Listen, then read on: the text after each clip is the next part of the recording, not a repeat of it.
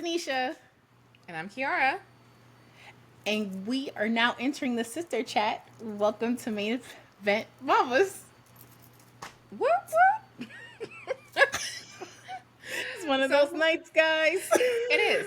But the best part is that we had this crazy wrestling weekend, and I am psyched to be able to talk about it right now. How about you, Tanesha? Absolutely. Yeah? So, before I get started, okay, I want to actually take a moment to thank our fans out there. We see all the likes, the comments on our videos. We appreciate your support and just want to say thank you. This is just that moment where we want to say that. And if you haven't gotten a chance to know us yet and you're still curious, thank you for joining in. And this is the opportunity to hit that subscribe button because we want to continue bringing you more content. And we want more people to enter our sister chat. So at this moment, and any point throughout the video, feel free to hit that subscribe button. And we also want to say thank you, haters. We love you. Can't do nothing about that. All right, so let's talk about Worlds Collide because I think my life changed yesterday. Okay. I don't think mine's did, but sure. Let's talk about it. Well, I was expecting that. But well, you know how I feel about Lucha Libre. I love all the high flying, all the actions, the dramatic.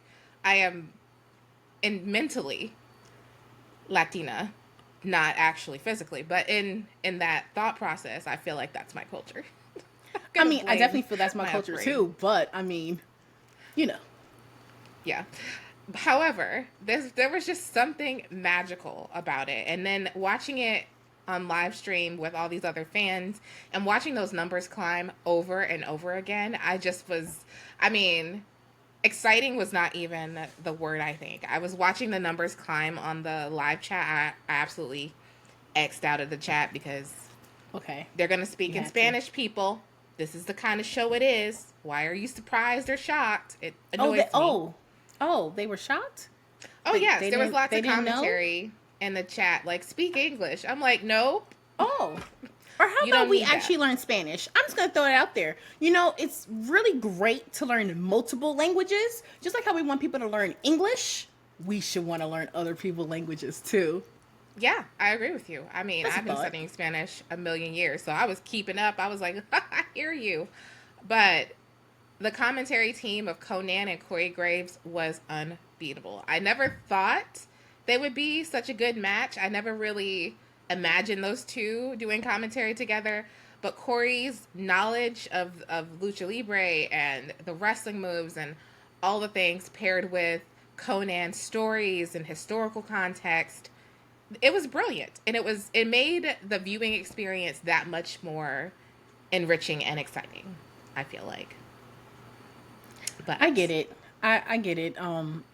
Definitely, it definitely did bring a little bit of oomph to it versus just a single tone of commentary. So I do appreciate that as well.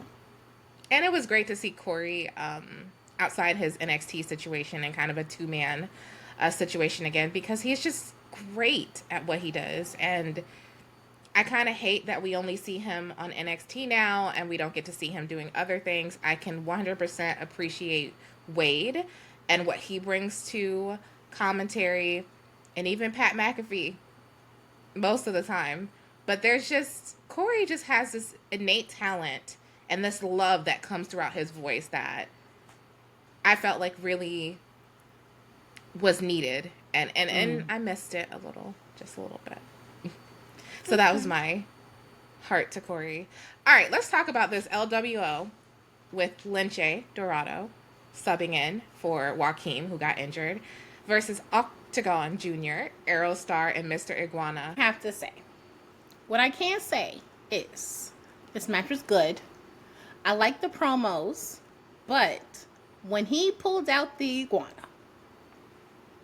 I was like, that kind of spoke to me, kind of brought me back a little, like, oh, you got a little prop. And then when he bit him and the guy was like, he bit me. I was like, aw.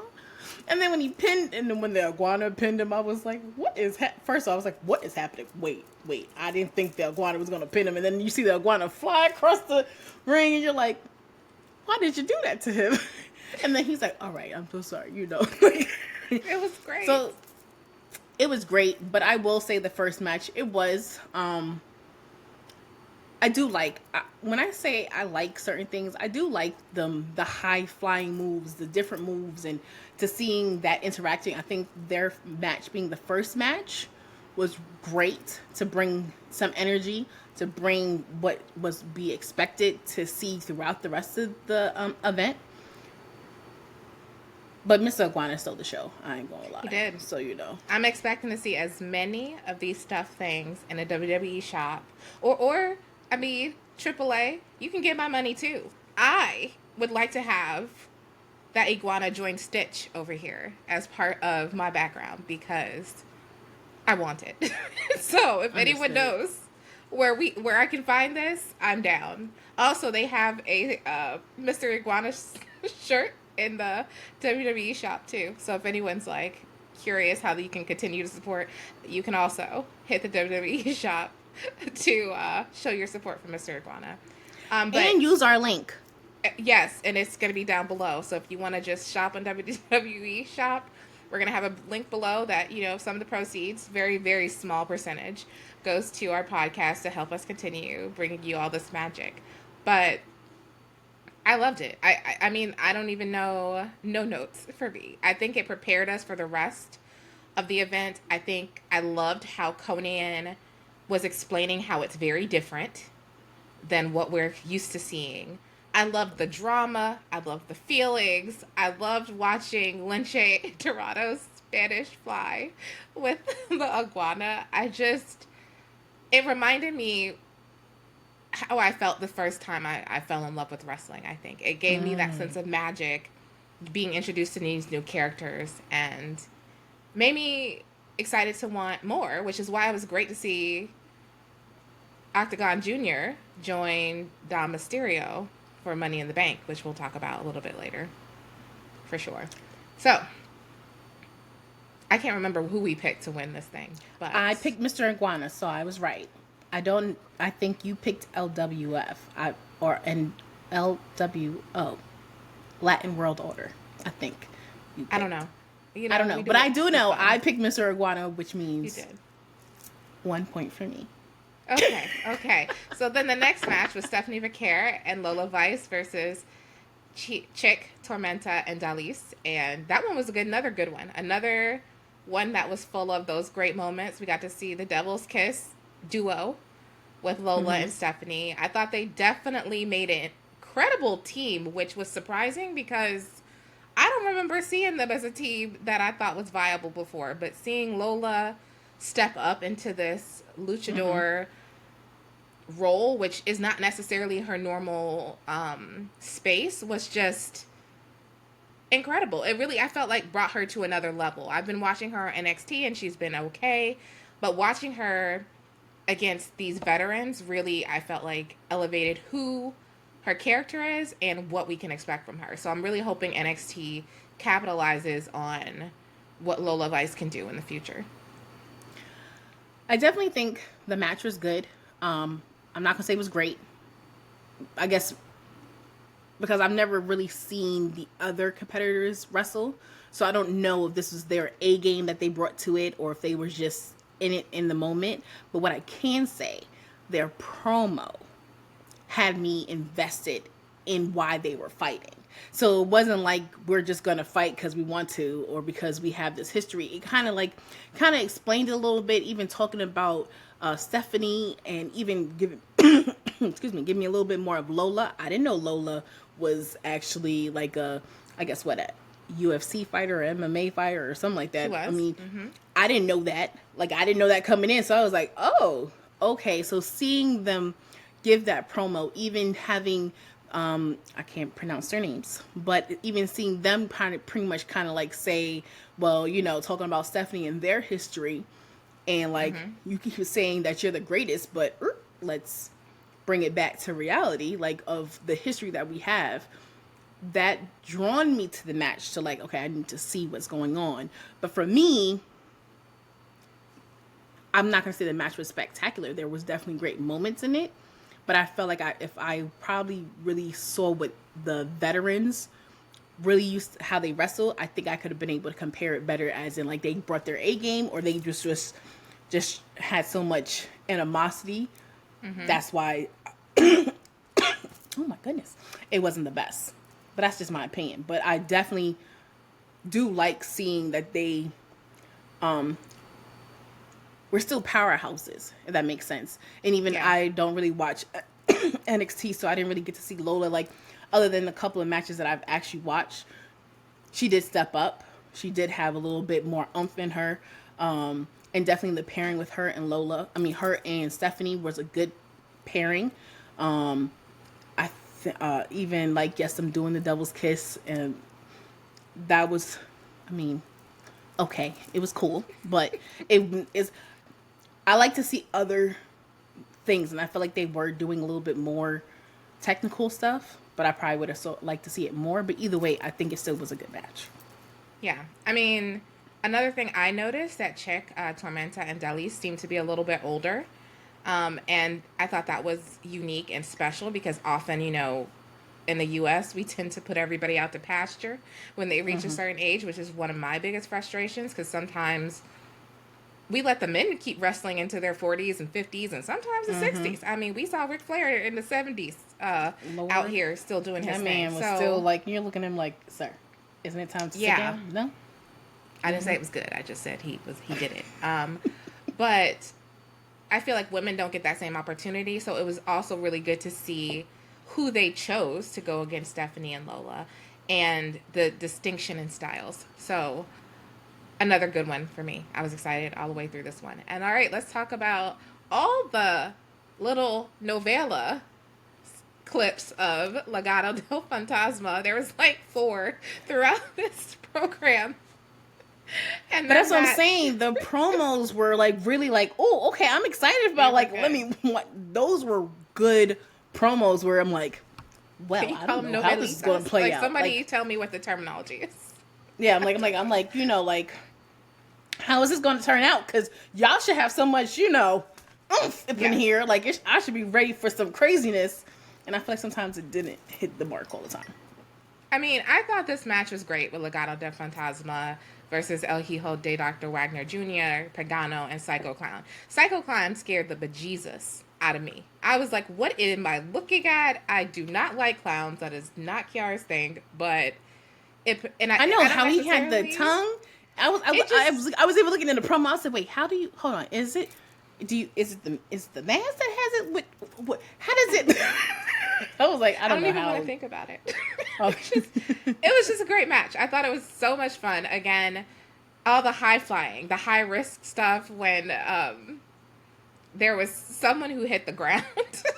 I think it was Psycho Clown who hit the ground after Santos saves Berto. So I was like, that was great. And then one of the things I commented on Threads was how giddy Angel was. He was so excited, his face couldn't handle it. He was just so happy. I was like, you're supposed to be serious right now, my guy. And he's just smiling until like his mouth hurt. I also love the history lesson around Santos and his history in AAA. I was like, sign me up for more and more of this. So overall, a good match. I thought who won needed to win. I thought it was actually really interesting that they were telling at the end of the night, kind of with Conan and Corey, like, these are how many people WWE was up this one, and AAA is up for this, and I just thought it was such a cool dynamic, but also a just fun match, something really entertaining and exciting. That match was definitely good. I expected to see whatever I saw with Santos and Angel and everybody like that, and I guess getting exposure to Psycho Clown, yes. But that was a good match, I'm not gonna lie, and I did like the history that was being brought in the promo, and just talking about, I didn't realize, yes, I did realize being unmasked is a disrespectful thing, yes, but the fact that he was like, we unmask you, and I went, well, now I understand why y'all fighting. Like, well, you know, okay. It was impressive. Yeah. It was very impressive. Well, I would have that animosity too, right? So. Mm-hmm. But I will say what one of your predictions was that, was it Angel who was going to turn on him? He didn't turn. It was Berto who I said was going to turn on, but I was wrong. But neither one. They didn't turn. I still see that coming. I think, though, they had said it at the end of SmackDown and also showed the same promo during the show that they were just going to bring it all together and it was going to be about the family, right? It was all three of them. Mm-hmm. I still see that happening in the near future. I definitely do. But I understand that, it was all for one on Saturday. All right, let's talk this NXT North American Championship with Ethan Page and Rey Fenix and Javon Evans and Laredo Kid. And I have to say, Javon showed He was good. He was the MVP of this match. Like, I think the people in LA fell in love because at first it was a little quiet. They were like, who is he? And then by the end, it was a little bit like, oh my God, this kid is crazy. Again, a very young guy, 21 years old, out here doing incredible things. And it's funny because he's been in the not the North American title picture, the world title picture prior to this. So this was him going against, Ethan Page again, who did horrible things to his mouth, which is why he was out of action for a while there. But it was just phenomenal. That match was a great match to lead up to the finale because it was just intense. There was so much back and forth. Javon's twisting kick off that top rope. Listen. That boy. It was a moment. He's amazing. It was a moment. And yeah. I am overly impressed, but I did say Ethan Page was going to do whatever he had to do. He needed to do to win. So yes, that's right. When how he threw him out. First off, how he threw him out the ring. Evan still somehow made it a good cool and laid people out. But I hope his time is coming because he definitely deserves actually to hold a title for a little bit. I think so. I think maybe he's not quite ready just yet, but he's improving every week. He's so impressive. And once again, I love that they're giving him lots of opportunities to shine and lots of exposure all over the place. All right, now let's talk about this Vikingo and Chad Gable AAA Mega Championship match, which I feel was the best match I have seen in a long time. I felt like my heart was in my chest. They had two very different styles that they had to work against each other and with each other for this story to work. And I just felt like it was just so good. Everybody played to the crowd. Chad Gable, Viva Mexico. Sir, what? Listen. Excuse me? Listen, when they did the promo initially to do the interview and asked him, how you were feeling about the Mexican people, he goes, what do you mean? They love me. And I was like, and exactly how I forgot what his name was, how he looked at the camera, he was like, what? I was like, I feel the same thing. Because we all know you mock. Vikingo, you mean? Yeah, is that who was the interviewer was? Okay, yes. Yeah. We all know how you mock this style of wrestling. How you don't think it's a real thing. And then that was Chewy. That was Chewy. Sorry. I just learned his name Saturday. Okay. Sorry. No worries. I was just saying the interviewer. But ultimately, and then also too, we know the reason why you created El Grande Americano is to poke fun at this style of wrestling and the culture that it comes from. This is not cheap, so I get it. But that match, yes, the match was good. They did some crazy moves. I wasn't prepared. He did some, and then they definitely hit their heads a couple of times. It was like you could see that their head got hit, and it was like, oh my God, oh, that looks like that hurt. That looked like that hurt, and you're still moving. Okay, cool. But I ain't gonna lie, I'm kind of had Chad did not win because I don't think that would have been good. I think that would have went to his head for sure. He had no reason to win. Zero. No, he had no reason to win. But I did also, like I said, I did like the promo too, and even seeing his outfit. I don't want to butcher his name. Vikingo? Yes. Say it again. Yes. Vikingo. Like seeing his outfit, understanding that he is a warrior and he's going to, like, I am defending my people and my honor and our honor and luchadors' honors. Like that's who I am. And I'm he's coming for Triple A from so I was happy to see that he went, and yes, I'm not gonna say it definitely was a great match. It was phenomenal. I mean, it really was phenomenal. Vikingo, there's no other way to say that he should have won. And I'm going to say this, too. I told you I had seen him before in AEW. Mm-hmm. That match did not strike me the way this one did. So I think that's also why I can say a little bit more of how impressed I was. Because seeing those two together was just magic. And I have seen him prior in AEW, because sometimes I like to watch AEW and see like all the different wrestlers who I've never heard of or never been exposed to. It's how I found about Omega. I had been dying to see him because I kept hearing about him, and I was like, oh, here he is in AEW, and I could just watch it, right? So that being said, I just think maybe having him on this stage with the WWE access and their reach was just the thing he needed to really shine. So overall, this was just a phenomenal event. Like I said, Conan and Corey Graves were the two I didn't know I needed in the commentary booth.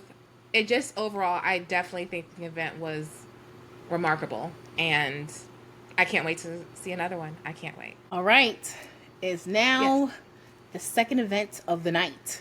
They had us busy. Okay, this was crazy. Okay, this was busy. I felt we didn't have much time between the two events, by the way. No. Like, I was like, hold this thought. I need a nap. Like, though I will say the night ended a little bit earlier than I expected, with this new format for the post show, but still, I was like, it was an all day Saturday situation. It's definitely what it was. It definitely was. So let's talk about it. Money in the Bank. Money in the Bank. Like I said, the women's Money in the Bank match was going to steal the show. Absolutely. Seeing those 5 women just go crazy was just another highlight of my Saturday, right? Like, I was just seeing Roxanne and Julia and Naomi and Stephanie, who had her 3rd match in under 24 hours, girl. Mm-hmm. I was like, and Alexa Bliss and Rhea, like, y'all were warriors up in there. Listen, the way that match, even how they started off the match, having the newbies and the veterans. Yeah. And it was just like staring at each other like, yeah. And it was like, we're kind of new. We're not new. We know this is not our, we know what we're doing. Y'all gonna have to figure out what y'all doing. Cause like to watch that standoff and watch that happen. And then now watching everyone starting to break off, over here. When they started including the lighters, that was it. Yeah. That was just ridiculous. I mean, from them sitting here doing she did the devil's kiss on the ladder. Then we got Naomi sitting here pushing and kicking people with the ladder. Then we got it was just so much chaos happening. Yes. So much chaos happening. Everybody was going for it. Everybody was like, we can do it. And then you got some people trying to get it. You got someone. I was just like, I felt like at any point anyone could have won. That was good. Yep. That was good because I didn't want it to be like, oh, here we already know who's gonna win. No, we didn't know who was gonna win because it was like, okay, now you got to. And then Julia, that's her name, right? Yeah. Okay. I don't know cool. We're talking about. Wait, because it was. Tell me what you're going for, and I'll make sure I'm telling you the right person. Yes, because we have Roxanne, Stephanie, and then Julia. No? Yeah. What are you saying? Yes. What are you mentioning about here? Oh, I was saying how she and Roxanne at one point was even. Yes. Yes. I was just trying to make sure I had their name right, and you was looking at me weird, and I was like, "Wait, what do you?" I'm like, she wasn't in this match. We just talking about. I got this wrong. I just said Julia was in this match, girl. Okay, listen. But at first, how you was looking at me made me seem like she wasn't in this match, and I was getting confused, and I was like, "Huh." I watched the same thing you watched. Anyway, them sitting here trying to come together and work together, and then Roxanne was like, no, I didn't forget what you did to me. We ain't working together. And then she started beating her up. But the joy I felt. Yep. When I saw Naomi in that ring by herself and grab it and then see, when I could tell you the dance that I made in my kitchen while I was cooking. and all I wanted to do was say, we don't have to riot. Right? Don't have to riot. We don't have to riot. I am so proud. And then on top of that, to find out she actually was the first African American woman in WWE to win the women's Money in the Bank contract. Crazy, right? That is even icing on the cake, as in, like, yes. Now, I'm not saying y'all listen to us, but this is, even like at the post show when Big E was like getting emotional. Yes. And so was Naomi. That's why she had to tell everybody shut up. Absolutely. But it was one of those, like, she worked hard. She left. And even her touched on, like, me walking out. She walked out of WWE.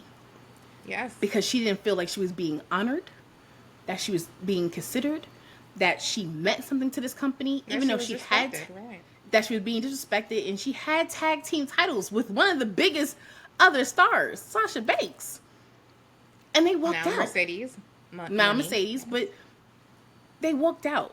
So to have all of this come full circle, and knowing that she has this, where she can cash in on anybody, any point in time, I think she's not going to cash it right away. I think she's going to hold on to it. I think she's going to be strategic about what she's doing and how she's doing.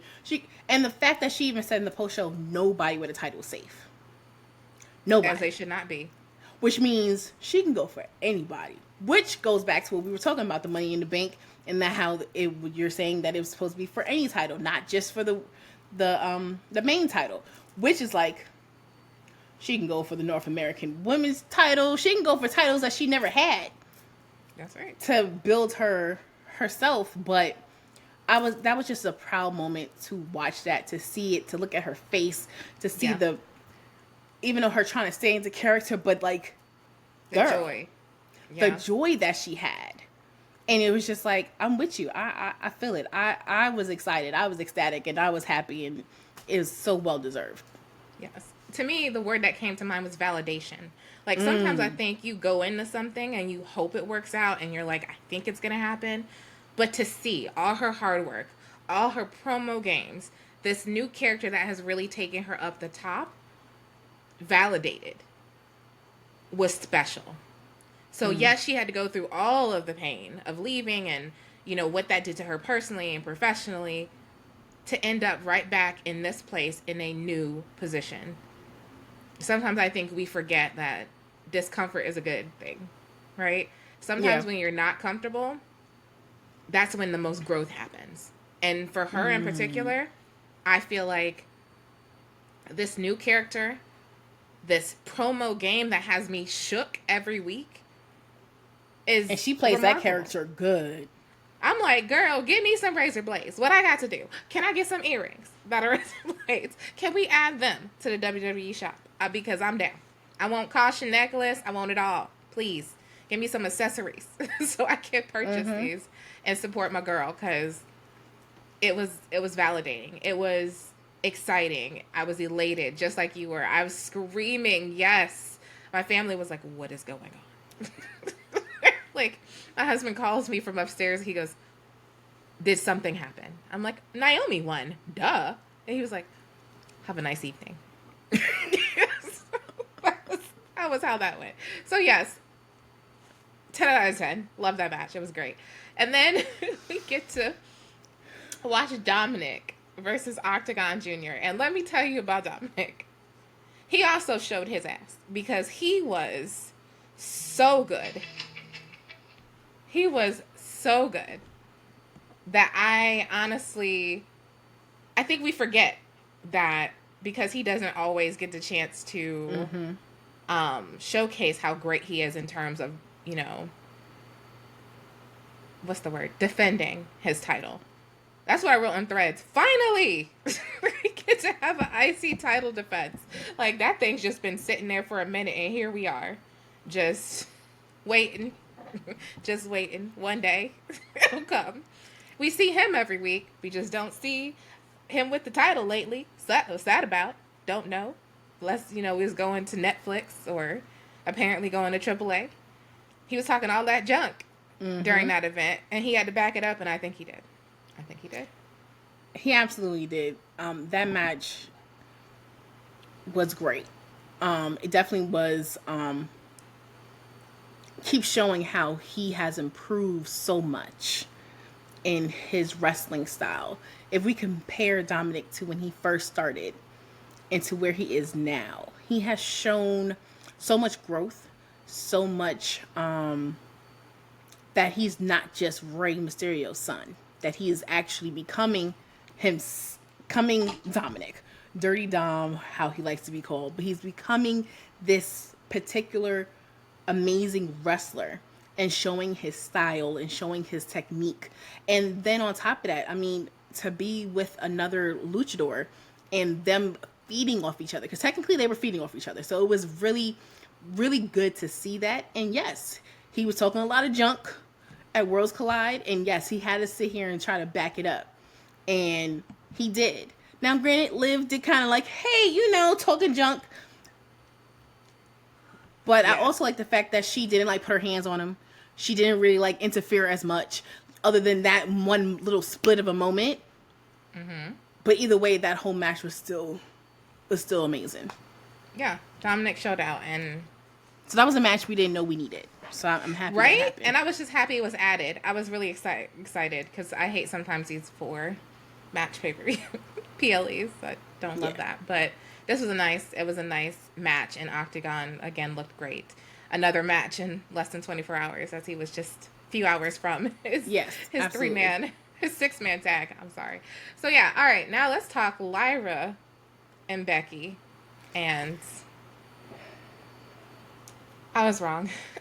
I can admit this. I was wrong again, because I really miss Bayley, but it's fine. I just figured I should just sit by T while you admit defeat. I was wrong. I just wanted to defeat. Okay, that's a bit strong. But you were wrong on both. It was a great match. Lyra was gonna win, and you thought Bayley was gonna come back. And it's because I miss Bayley. I understand that. She's gonna come back when we least expect her to come back. Yeah, I hope she's back before Evolution. Or maybe she comes at Evolution. Maybe so. I should have known when she was posting being with her mom for her birthday. I guess that's a much better place to be fair. But, I missed you. I'm just going to say it. Tier 1, single tier. That being said, I still think Lyra and Becky, they did the work. It was great. It was another match that was full of a little bit more animosity. That's for sure. It was. It was definitely more personal in that one. That was a little bit more...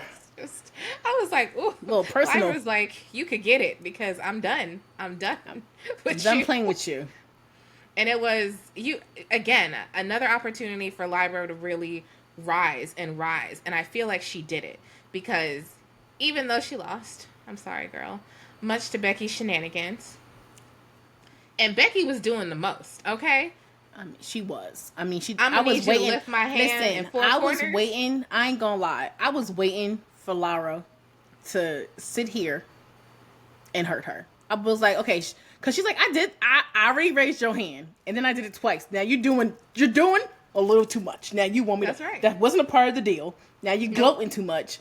And then she's like, now put it on me. And I was like, okay, ma'am, you've been with your husband just a little too long because you are drinking too much of that Kool-Aid or that tea or that whatever y'all be drinking over there in your house. Or the unsweetened lemonade. I don't know. But y'all been doing just a little too much. Because you went, oh, yeah. And I was like, girl, what are you doing? What is happening? Exchanging. I don't know. Becky. Or maybe you started to hang out with Charlotte again and you got Charlotte's attitude. I don't know. But it was just too much happening. And I was just like, Becky, girl, take your win and whatever she did and call it a day. You doing too much salt rubbing, knowing that you cheated by holding on to her tights. And you made sure you turned to make sure that the ref couldn't see you hold on to her tights. That was the other thing. You was like, can you see me? No, you can't see me. All right, cool. Like, ma'am, you're doing too much. I think that speaks back to what we were talking about earlier. Think smarter. Work smarter, not harder. Gotta do a little thinking. True. Here. Absolutely. But I was happy when she finally was like, you know what? I am done. Get over there with that little suplex. I'm done with you. I'm tired. Let me beat you up a couple times and I'm out. And I can definitely see her coming for that rematch to try to get her title back. Yeah. It doesn't feel like that feud's over. So I was like, oh, we got more to... But it's okay because each match is getting better and better, so I don't really mind that. All right, let's get into this men's Money in the Bank match. That's... Ooh. The stress that I went through. The stress I went through. Starting with that fireball ladder segment. I was like, why am I supposed to understand this? Y'all are getting too carried away with these sponsorship opportunities. Like, it's getting a little too much, guys. Like, why we had to have a special ladder? But I was with Pat and Michael when they was like, so instead of us having this prime over here, can we get some fireball? I was like, see, I'm with you. Like, can I get a little shot of fireball? That's all I'm saying. Just give me a shot. Let me. You got this prime over here. I don't want this prime. Like, I won. Oh my gosh. You know. It was a great match too. I mean, it was another Money in the Bank ladder match that delivered, and Solo and LA Knight and Seth and Penta and Andrade. It was just, is how I felt. Listen.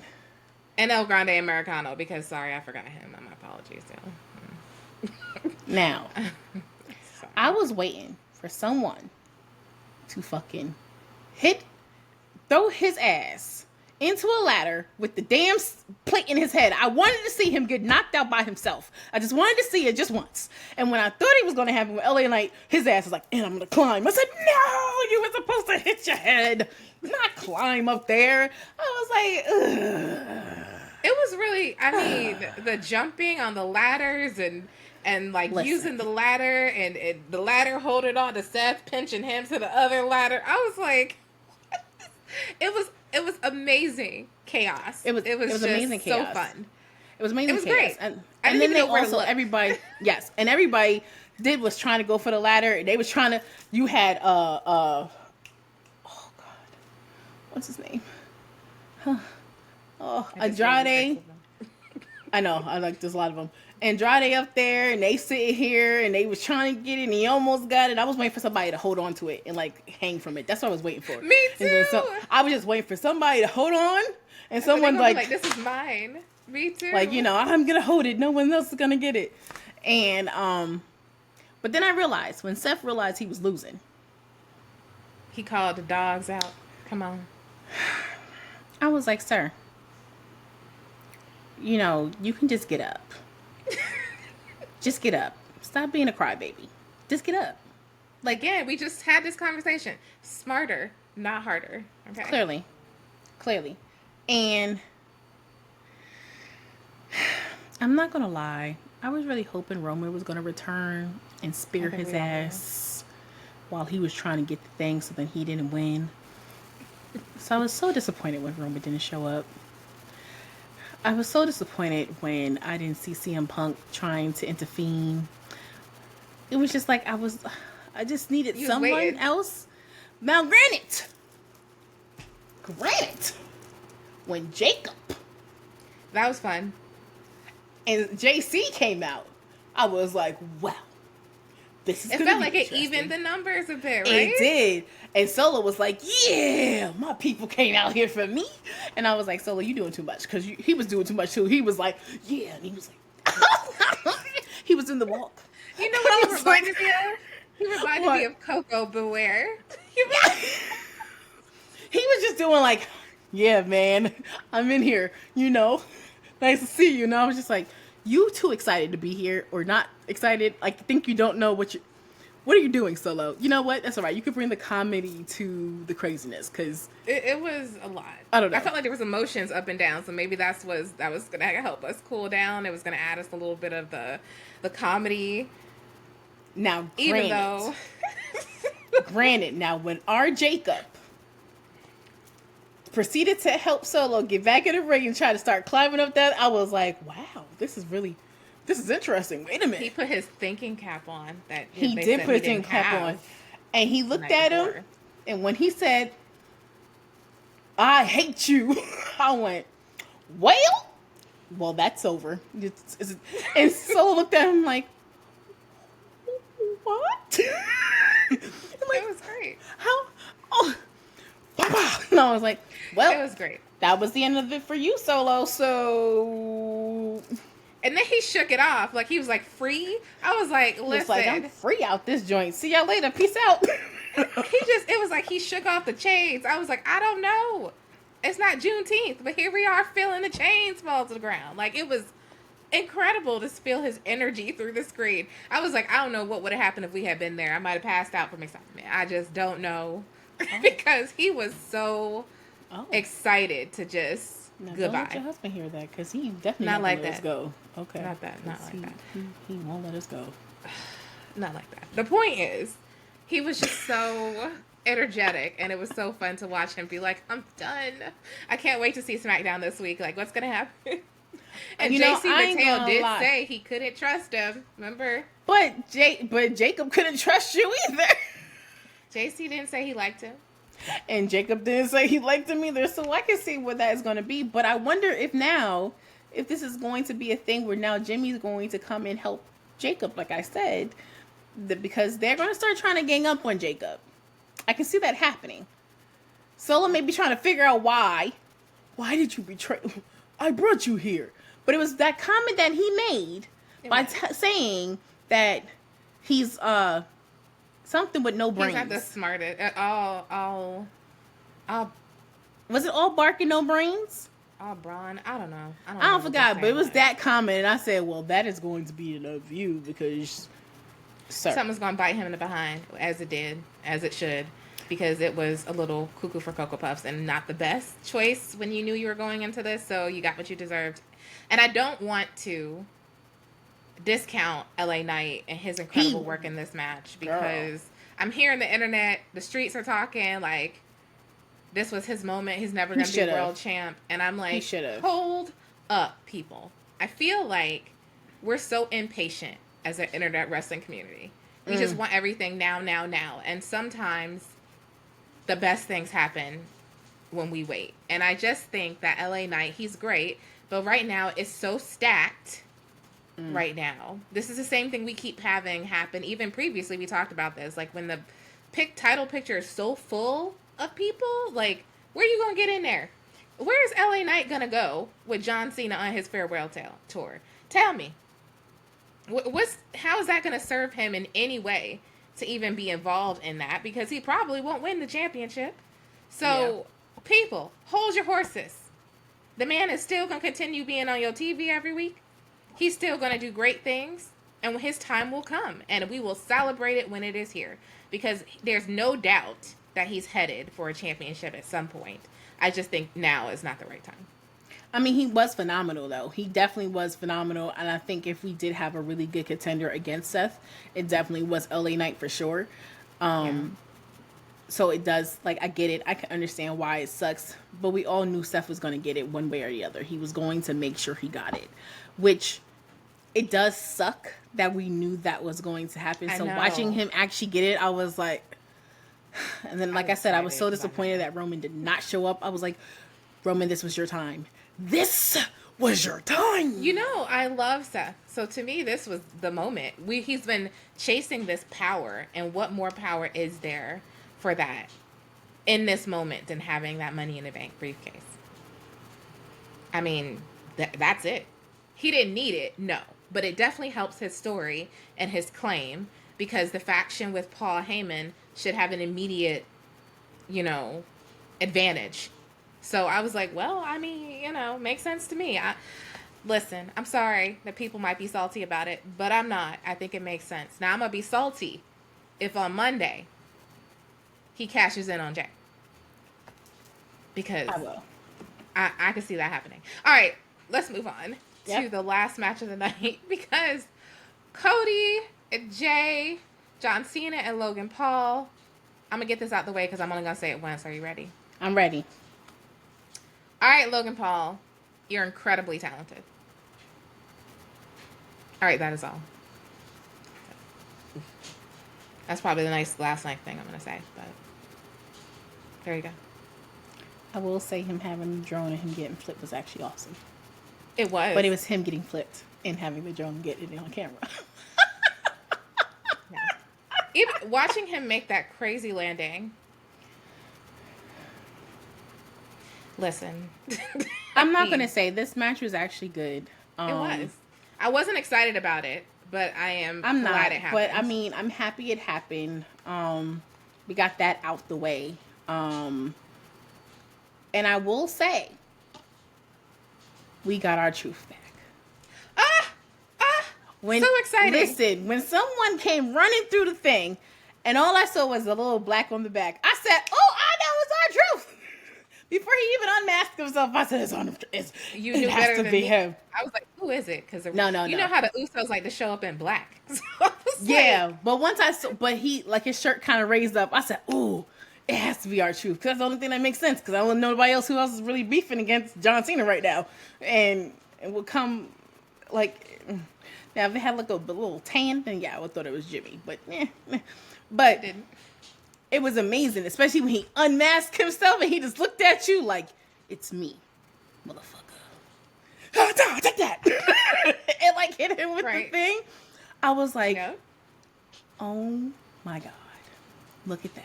Yeah. And then to hear the pop once everyone recognized that it was R-Truth, to hear how everybody was so excited about him being there. And it was just like, so either this was a work or this actually did happen, because I've been reading certain things that was going on with R-Truth and recently, and even like within the last 12 hours, saying that, you know, he wasn't talking to nobody until he got a call from Nick personally. Yeah, I read that too. And I figure this out. As you should. Yeah. Don't get to fire me. And then even during the post show, someone asked Triple H. Right. And then during the post show, someone asked Triple H, like, were you listening to us? And he's like, are you enjoying the show? So I'm going, so was this a work? Or was this really, did this really happen? Because now people are like, should we try other people? Because then there's also now. Why admit it? That's what you have to ask yourself. Why should he admit it? I honestly don't think this is. He's not going to admit it. He shouldn't have to. Why would he admit that? Like, he's just going to be like, it is what it is, and we can take it how we want to take it. I also don't necessarily want to know, to be honest. Either way, we all win. You know what I mean? We all win. So I don't care. Could have been a work. Could have not. And what also lets us know that whatever's happening between R-Truth and John Cena ain't over. We may see a different R-Truth coming for John Cena. Yes. I heard that he's going by Ron Killings now, which is great because, I mean, R-Truth has been R-Truth forever, but I think that's a lighthearted version of that character. And he came back and he was about his business. He was like, nah, this is not happening. So I'm great. I'm happy to have him back. I don't care how, where, what, why. I don't want to be a journalist today and dig up all the sources. I can read them all, but they don't matter to me because at the end of the day, we got Truth back, and that was the best surprise of the night. And I think it shows how well loved and appreciated he is all over the world, not just for the WWE universe, but certainly for the talent. And if that was our opportunity to help him, wonderful. If it was an opportunity to highlight how incredibly talented he is, even better. Because he was no joke. I was like, ooh, Cena. Ooh. Yeah, his face was like, nah, this ain't gonna be it. And then too, like, even like you said, seeing how well loved he is, even having Kathy tearing up. She goes, I don't know why I'm getting emotional. Girl, you know why I get emotional, because you thought you weren't going to see him anymore, or not having him being the presence. Like, sometimes you don't realize how much someone impacts your life until they leave, or the threatening thought of them leaving, you know. And I can say that from my job, because they didn't realize what the impact of me and my best friend leaving was going to do for them. And now they're like, oh, and you're like, same. You know, like sometimes that happens and you don't realize what's happening until after it's too late. And then you're like, it's too late, guys. Yeah. So the fact that if we did help bring him back because of our outrage and all this stuff, great. If this was a work, you guys did amazing, because that if that's not validation that you are loved and appreciated and cherished out here and getting all your flowers now, what it is. But I am happy that John Cena and Logan Paul did not win. I'm happy that we were yeeting, even though RJ is hurt. He is that hurt. doesn't look good. And we did get a little bit of post-show celebration from Cody. Cody was definitely lit, okay? Like, I don't know how many shots how he did it within 15 minutes, but he sure did. In 15 minutes, 20 minutes or whatever, he sure was. And I was looking at him like, sir, you actually about to admit that y'all were drunk the last time? Hold on, sir. What are we talking? Sir, I think you intoxicated right now. You keep touching your phone. You keep looking around. And, sir, what are you doing? And Jay's just like, I'm in pain right now. I can't really breathe. Yeet. And like, yeah, we were drunk last time. And I'm like, we know. Maybe you should have had a shot because you seem. He's like, we know. You know. Yeah, when Peter Rosenberg. Yeah. He was like, we remember it very well. You may not remember it, but we remember it.